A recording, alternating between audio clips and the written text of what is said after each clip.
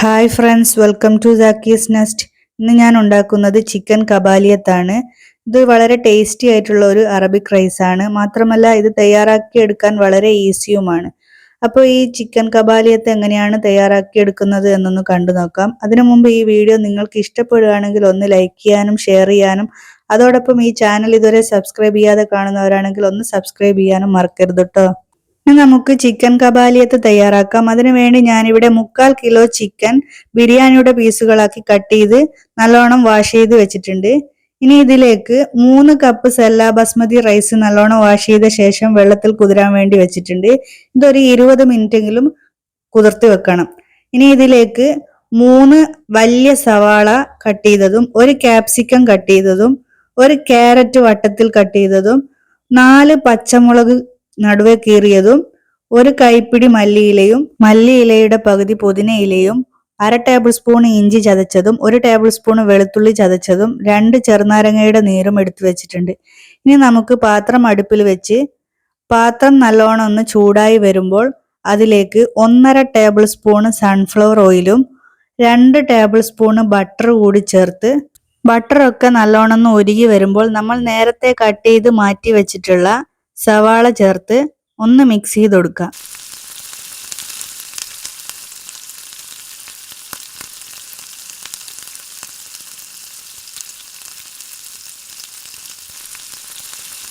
ഇനി നമുക്ക് മസാലക്ക് ആവശ്യമായിട്ടുള്ള ഉപ്പ് ചേർത്ത് കൊടുക്കാം.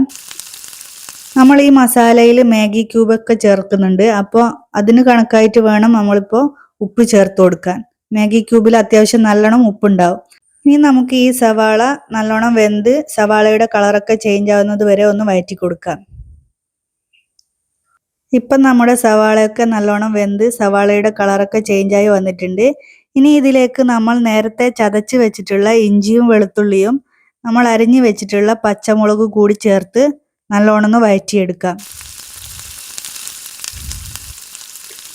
ഇഞ്ചിയുടെയും വെളുത്തുള്ളിയുടെയും ഒക്കെ പച്ചമണം മാറുന്നത് വരെ ഒന്ന് വഴറ്റി കൊടുക്കാം. ഇനി ഇതിലേക്ക് 1/2 ടീസ്പൂൺ മഞ്ഞൾപ്പൊടിയും, 1 ടേബിൾ സ്പൂൺ മല്ലിപ്പൊടിയും, 1 ടേബിൾ സ്പൂൺ അറബിക് മസാലയും, 2 പീസ് മാഗി ക്യൂബ് കൂടെ ചേർത്ത് നല്ലോണം ഒന്ന് വഴറ്റിയെടുക്കാം. ഈ മസാലയുടെ പച്ചമണം ഒക്കെ മാറുന്നത് വരെ ഒന്ന് വഴറ്റി കൊടുക്കാം. ഇനി ഇതിലേക്ക് നമ്മൾ നേരത്തെ കഴുകി മാറ്റി വെച്ചിട്ടുള്ള ചിക്കൻ ചേർത്ത് കൊടുത്ത് നല്ലോണം ഒന്ന് വഴറ്റിയെടുക്കാം. കുറച്ച് സമയം നമുക്കിങ്ങനെ വഴറ്റിയെടുക്കാം. ചിക്കൻ്റെ കളറൊക്കെ ഒന്ന് ചേഞ്ചായി ചിക്കൻ ഒരു വെള്ള കളറായി വരുമ്പോൾ അതിലേക്ക് നമുക്ക് 1/4 കപ്പ് വെള്ളം ചേർത്ത് നല്ലോണം ഒന്ന് മിക്സ് ചെയ്ത ശേഷം അടച്ചു വെച്ച് വേവിച്ചെടുക്കാം. ഇനി നമുക്ക് റൈസ് തയ്യാറാക്കാം. അതിനുവേണ്ടി ഞാനിവിടെ മറ്റൊരു പാത്രം അടുപ്പിൽ വെച്ച് പാത്രം നല്ലോണം ചൂടായി വരുമ്പോൾ അതിലേക്ക് 2 ടേബിൾ സ്പൂൺ സൺഫ്ലവർ ഓയിലും 1 ടേബിൾ സ്പൂൺ നെയ്യും കൂടി ചേർത്ത് കൊടുക്കുക.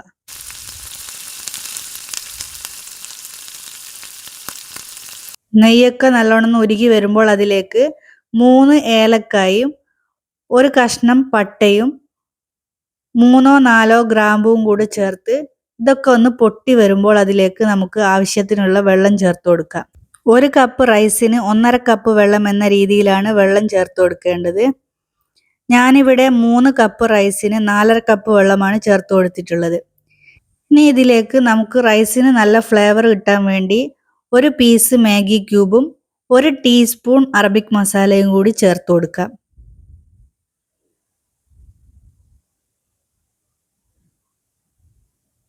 ഇനി ഈ റൈസിന് ആവശ്യമായിട്ടുള്ള ഉപ്പ് കൂടി ചേർത്ത് കൊടുത്ത് നമുക്ക് ഈ പാത്രം ഒന്ന് അടച്ചു വെച്ച് വെള്ളം തിളക്കാനായിട്ട് വെക്കാം. ഇനി നമുക്ക് ഈ മസാല ഒന്ന് തുറന്ന് നോക്കാം. നമ്മുടെ ചിക്കനൊക്കെ ഇവിടെ വെന്ത് വരാനായിട്ടുണ്ട്. ഇനി നമുക്കിതിലേക്ക് 1 ടീസ്പൂൺ കുരുമുളക് പൊടിയും നമ്മൾ നേരത്തെ കട്ട് ചെയ്ത് വെച്ചിട്ടുള്ള ക്യാപ്സിക്കവും ക്യാരറ്റും കൂടി ചേർത്ത് നല്ലോണം ഒന്ന് മിക്സ് ചെയ്ത് കൊടുക്കാം. ഇപ്പോൾ ഈ ചിക്കനൊക്കെ കുറച്ചുകൂടി ഒന്ന് വെന്ത് വരാനുണ്ട്. അതിനുവേണ്ടി നമുക്ക് ഈ പാത്രം അടച്ചു വെച്ച് ഒന്നുകൂടി മസാല വേവാനായിട്ട് വെക്കാം. അപ്പോഴേക്കും നമ്മുടെ റൈസിനുള്ള വെള്ളം നല്ലോണം തിളച്ച് വന്നിട്ടുണ്ട്. ഇനി ഇതിലേക്ക് നമ്മൾ നേരത്തെ കഴുകി കുതിരാൻ വേണ്ടി വെച്ചിട്ടുള്ള റൈസിലെ വെള്ളമൊക്കെ മുഴുവനായിട്ട് കളഞ്ഞതിന് ശേഷം ഈ പാത്രത്തിലേക്ക് ഇട്ട് കൊടുക്കാം. ഇനി റൈസ് ഒന്ന് മിക്സ് ചെയ്ത ശേഷം ഇതിലേക്ക് നമ്മൾ നേരത്തെ എടുത്ത് വെച്ചിട്ടുള്ള 2 ചെറുനാരങ്ങയുടെ നീരിൽ നിന്നും 1 ചെറുനാരങ്ങയുടെ നീര് ഇതിലേക്ക് ചേർത്ത് കൊടുക്കാം. അതിനുശേഷം ഇത് നല്ലോണം ഒന്ന് മിക്സ് ചെയ്ത് ഉപ്പൊക്കെ ഒന്ന് ചെക്ക് ചെയ്ത ശേഷം ഒന്ന് അടച്ചു വെച്ച് വേവാനായിട്ട് വെക്കാം. അപ്പോഴേക്കും നമ്മുടെ ചിക്കനൊക്കെ ഇവിടെ വെന്ത് വന്നിട്ടുണ്ട്. ഇനി നമുക്ക് ഇതിലേക്ക് 1 ചെറുനാരങ്ങയുടെ നീരും നമ്മൾ കട്ട് ചെയ്ത് വെച്ചിട്ടുള്ള മല്ലിയിലയും പുതിനയിലയും കൂടി ചേർത്ത് കൊടുത്ത് നല്ലോണം ഒന്ന് ഇളക്കി കൊടുക്കാം. ഈ ഒരു ഗ്രേവി കുറച്ചുകൂടി ഒന്ന് വറ്റി വരാനുണ്ട്. അതിനു വേണ്ടി നമുക്ക് ഈ പാത്രം ഒന്നുകൂടി അടച്ചു വെച്ച് ലോ ഫ്ലെയിമിൽ ഇട്ട് കൊടുക്കാം. അപ്പോഴേക്കും നമ്മൾ വേവാൻ വെച്ചിട്ടുള്ള റൈസിൽ അതിലെ വെള്ളവും റൈസും ഒരേ ലെവലിൽ വന്നിട്ടുണ്ട്. ഇനി അതിലേക്ക് നമ്മൾ തയ്യാറാക്കിക്കൊണ്ടിരിക്കുന്ന മസാലയിൽ നിന്നും 2 ടീസ്പൂൺ മസാല ഈ റൈസിലേക്ക് ചേർത്ത് കൊടുത്ത് ഒന്ന് മിക്സ് ചെയ്ത് കൊടുക്കാം. ഇങ്ങനെ ചെയ്യുന്നത് റൈസിന് നല്ലൊരു ഫ്ലേവർ കിട്ടാൻ വേണ്ടിയിട്ടാണ്.